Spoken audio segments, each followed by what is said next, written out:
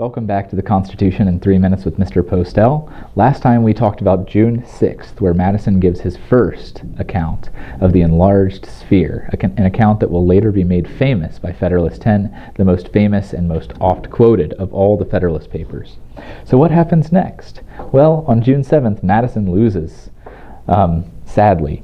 So the entire convention decides that appointment of the Senate will be done by state legislatures. Madison wants election to the Senate. On June 11th, they're moving along and they decide that representation will be proportional, which is what Madison wants.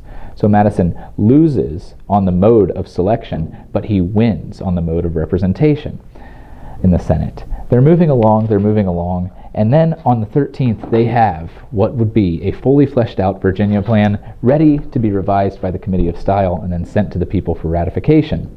Well, what happens next? June 13th is nowhere near when the Constitution is signed by the delegates. It's signed September 17th. So what happened?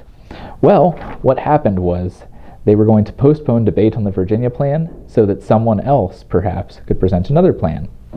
Mr. Patterson of New Jersey stands up, and on Thursday, the 14th, he observed to the convention that it was the wish of several deputations that further time might be allowed to contemplate the plan reported from the Committee of the Whole and to digest one purely federal and contradistinguished from the reported plan.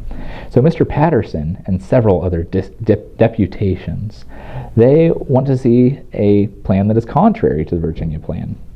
Well, luck would so have it that Mr. Patterson has such a plan. So on Friday, June 15th, Mr. Patterson stands up and he presents his own plan. And Mr. Patterson's own plan is distinguished from the Virginia plan in that it is very similar to the Articles of Confederation. The only difference, it seems, between the Articles of Confederation and the New Jersey plan is that the Congress is going to be a little bit stronger. He talks about the Congress in Resolutions 2 and 3 and 4 of that plan. The main power that's going to be given to this Congress is the power to collect taxes and require taxes of the states. Mr. Patterson and many of these other men from the North in these small states, they believe that that's the only thing that needs to be done to fix the old Articles of Confederation. And primarily the reason that they recommend a plan that looks much like the Articles of Confederation is because they believe that the states should be sovereign in such a system of government. Madison, on the other hand, believes that the national government should be sovereign. We'll talk about their argument next time. Thank you.